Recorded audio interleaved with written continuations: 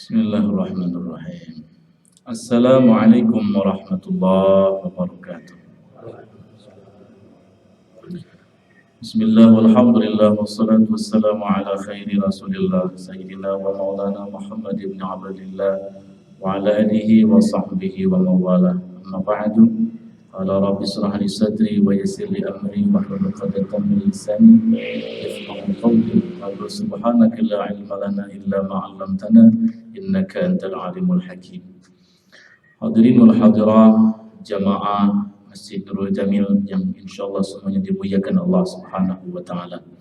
Puji-puji syukur kita panjatkan kehadirat Allah yang Maha Ghafur. Salawat teriring salam semoga dilimpah curahkan kepada junjungan kita habibana wa nabiyyana kanjeng Nabi Muhammad sallallahu alaihi wasallam, pada keluarganya, para sahabatnya, tabi'in, tabi'in, tabi'in, dan semoga sampai kepada kita semua. Amin ya Allah ya rabbal alamin. Alhamdulillah, bahagia sekali rasanya di kesempatan malam hari ini saya bisa bersilaturahim kembali dengan Bapak Ibu sekalian. Semoga sebab silaturahim kita Allah panjangkan umur kita semua, Allah berkahkan rezeki kita semua. Amin ya Allah ya rabbal alamin. Hadirin wal hadirah Bapak Ibu yang dirahmati Allah Subhanahu wa taala. Allah Subhanahu wa taala berfirman di dalam Al-Qur'an surah At-Taubah ayat ke-36. Bagaimana kata Allah? A'udzu billahi minasyaitonir rajim. Bismillahirrahmanirrahim. Inna 'iddatash shuhuri 'indallahi 12 shahran fi kitabillah yauma khalaqas samawati wal arda minha arba'atun hurum. Allah berfirman bahwa sesungguhnya bilangan bulan di sisi Allah Subhanahu wa taala sejak Allah ciptakan langit dan bumi, sejak zaman dulu kala, bulan itu sudah Allah ciptakan ada 12 bulan. Muharram, Safar, Rabiul Awal, Rabiul Akhir, Jumadil Awal, Jumadil Akhir, Rajab, Sya'ban, Ramadan, Syawal, Dzulqa'dah dan Dzulhijjah. Jadi dari sejak dulu hadirin wal hadirah Bapak Ibu yang dirahmati Allah, bulan itu sudah ada 12. Lalu kemudian dilanjutkan oleh Allah Subhanahu wa taala, minha arba'atun hurum. Di antara yang 12 bulan tersebut, sejak dulu kala sudah ada 4 bulan yang disucikan oleh Allah Subhanahu wa taala. Jadi 4 bulan ini sudah suci sejak Allah ciptakan langit dan bumi ini.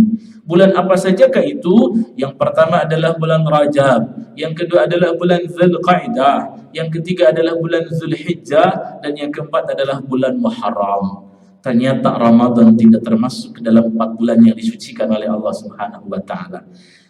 Berarti hadirin wa hadirat Bapak Ibu yang dirahmati Allah Subhanahu wa taala, awalnya bulan Ramadan adalah bulan yang biasa-biasa saja. Lalu kemudian bagaimana Allah Subhanahu wa taala turunkan kalamnya yang agung, firman-Nya yang agung, yaitu kitab suci Al-Qur'an. Allah turunkanlah pada bulan suci Ramadan. Allah dalam Al-Qur'an berfirman, "Syahrul Ramadan alladzi unzila fihi Al-Qur'an." Bulan Ramadan adalah bulan diturunkannya dawuhan Allah Subhanahu wa taala, firman Allah Subhanahu wa taala yaitu Al-Qur'an. Maka dengan adanya diturunkan Al-Quran tersebut, akhirnya bulan Ramadan yang asalnya bulan yang biasa-biasa saja, Allah rubah menjadi bulan yang luar biasa.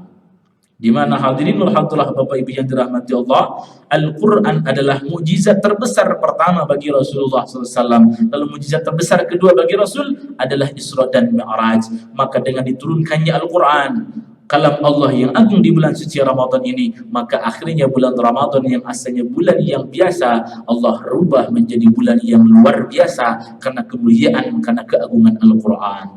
Bahkan kalau kita lihat dalam tafsir Ibnu Katsir, dikatakan bahwa ternyata yang diturunkan pada bulan Ramadan bukan hanyalah Al-Quran saja. Ternyata kitab Taurat diturunkan pada bulan suci Ramadan, kitab Injil diturunkan pada bulan suci Ramadan, kitab Zabur diturunkan pada bulan suci Ramadan, suhuf Nabi Musa diturunkan pada bulan suci Ramadan. Bahkan Allah wajibkan zakat fitrah, Allah wajibkan kepada kita berpuasa pada bulan suci Ramadan, dan Allah turunkan satu malam yang lebih mulia daripada 1000 bulan, yaitu malam Lailatul Qadar, itu pun adanya pada bulan Ramadan. Maka lengkap sudah bulan suci Ramadan dengan berbagai macam syiar-syiar agama Allah, bil khusus kitab suci Al-Quran yang Allah turunkan pada bulan suci Ramadan. Maka akhirnya bulan Ramadan yang asalnya bulan yang biasa berubah menjadi bulan yang luar biasa, bahkan disebut dengan Sayyidus Syuhur, rajanya bulan, bahkan bisa mengalahkan 4 bulan yang disucikan oleh Allah Subhanahu wa taala. Bulan Ramadan bisa mengalahkan pahalanya di bulan Rajab, pahalanya di bulan Dzulqa'dah, Dzulhijjah dan bulan Muharram. Subhanallah.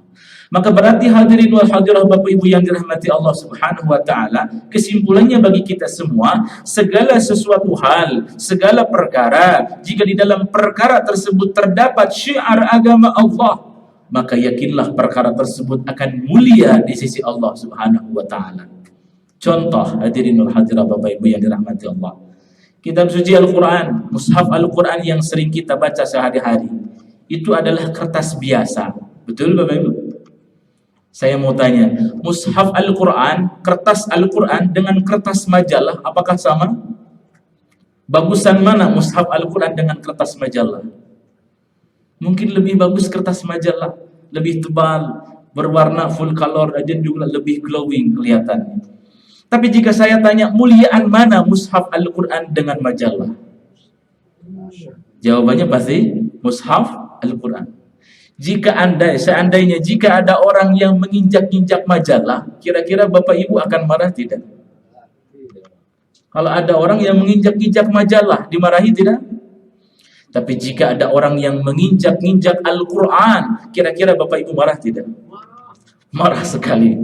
Subhanallah. Padahal itu kertasnya biasa-biasa saja, tapi dalam kertas yang biasa-biasa saja tersebut tertulis firman Allah Subhanahu wa taala, tertulis dauhan Allah Subhanahu wa taala, maka kertas tersebut yang asalnya kertas biasa-biasa saja berubah menjadi kertas yang luar biasa, dimuliakan di sisi Allah. La yamassuhu illal mutahharun. Subhanallah. Contoh yang lain Bapak Ibu, karpet yang ada di masjid ini dengan karpet di hotel bintang 5, kira-kira empukan yang mana? Pasti empukan hotel Bapak Ibu, betul? Mahalan mana karpet yang ada di masjid ini dengan karpet yang ada di hotel bintang 5? Mahalan yang ada di hotel. Tapi jika saya tanya, muliaan mana karpet yang ada di masjid dengan karpet yang ada di hotel? Jawabannya pasti karpet yang ada di masjid. Seandainya jika ada orang masuk ke hotel, kemudian dia pakai sepatunya, pakai sandalnya, kira-kira dimarahi tidak Bapak Ibu? Nah, akan dimarahi. Tapi jika ada orang datang masuk ke masjid ini pakai sandalnya, pakai sepatunya, kira-kira dimarahin tidak?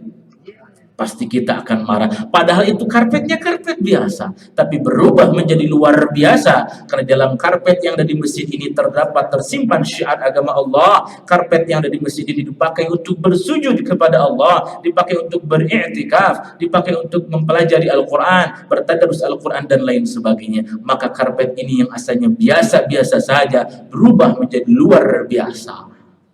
Bapak Ibu pernah mendengar dalam berita, ada berita media online dan lain sebagainya, di luar Pulau Jawa ada ibu-ibu yang senam, lalu kemudian sedang senamnya di bawahnya pakai karpet yang di masjid, ada karpet yang berwarna merah yang sudah ada sekat-sekatnya itu, mirip seperti sajadah, kan ramai, viral, kemudian banyak orang yang menghujatnya, banyak orang yang mencacinya. Akhirnya bagaimana? Ibu-ibu tersebut kemudian meminta maaf sambil menangis. Padahal itu karpet biasa, tapi karpet tersebut pernah dipakai untuk bersujud kepada Allah Subhanahu wa taala, maka karpet tersebut berubah menjadi luar biasa.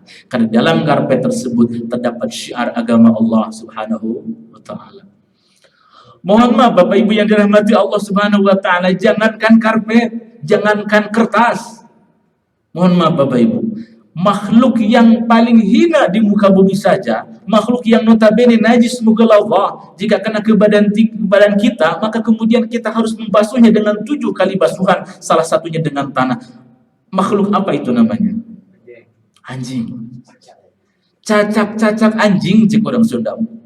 Anjing saja yang notabene najis mughalladhah, jika dalam anjing tersebut terdapat syiar agama Allah, berubah jadi mulia di sisi Allah Subhanahu wa taala. Siapakah itu? Anjingnya Ashabul Kahfi, Qitmir namanya. Anjing Ashabul Kahfi menjaga orang-orang yang beriman, orang-orang yang senantiasa menjaga imannya, dikejar oleh orang-orang dan oleh tentara-tentara orang kafir untuk dibunuh, lalu kemudian mereka masuk ke dalam gua untuk menjaga keimanannya. Akhirnya anjing tersebut setia kepada orang yang beriman, menjaga orang yang beriman tersebut sampai akhirnya anjing tersebut mati. Maka akhirnya sampai anjing, satu-satunya anjing yang masuk surganya Allah Subhanahu wa taala adalah anjingnya Ashabul Kahfi.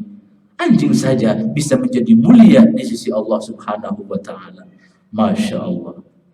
Maka berarti hadirinul hadirat Bapak Ibu yang dirahmati Allah, segala suatu hal yang di dalam hal tersebut terdapat syiar agama Allah, yakinlah berubah menjadi mulia di sisi Allah Subhanahu wa taala.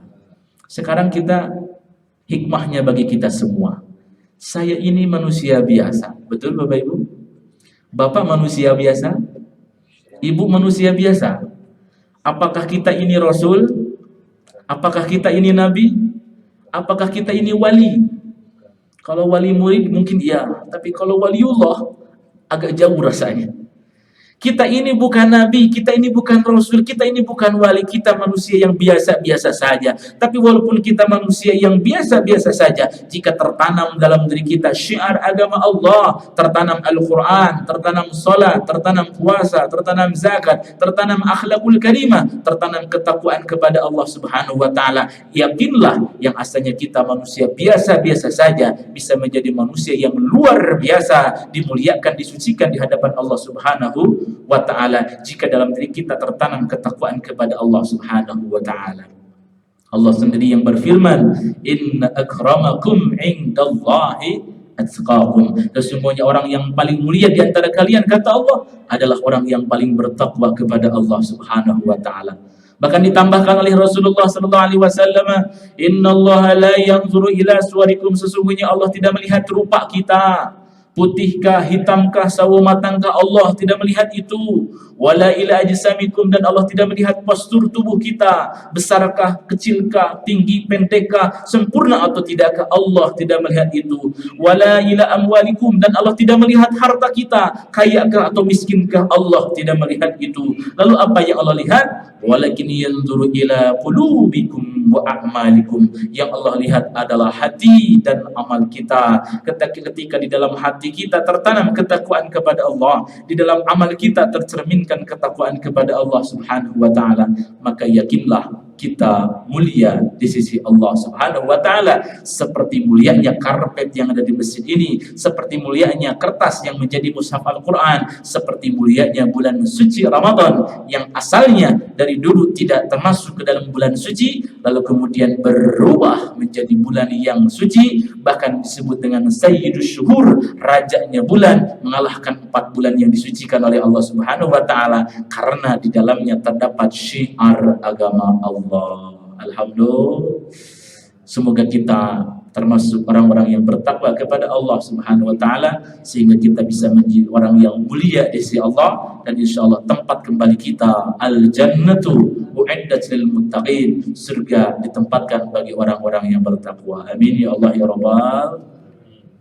Bapak Ibu yang dirahmati Allah, cukup 1 menit saya berbicara di hadapan Bapak Ibu sekalian. Semoga walaupun 10 menit ada hikmah dan manfaatnya bagi kita semua. InsyaAllah kita akan lanjutkan dengan melaksanakan sholat sunat tarawih berjamaah.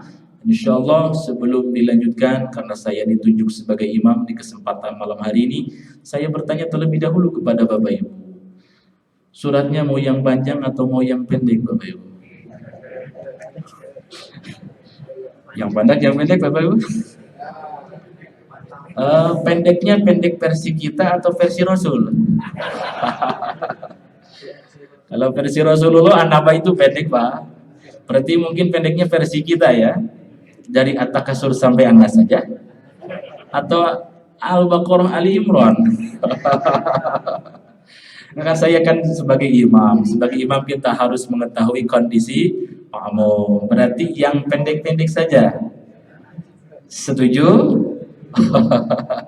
Baik, insyaallah semoga amal ibadah kita diterima di sisi Allah Subhanahu wa taala. Amin ya Allah ya rabbal alamin. Demikian dari saya, mohon maaf atas segala kekurangan dan kekhilafan, yang betulnya dari Allah, yang salahnya dari kebodohan saya pribadi. Mudah-mudahan Allah memaafkan. Akhirul kalam, wallahu muwaffiq ila aqwamit thariq. Wassalamualaikum warahmatullahi wabarakatuh.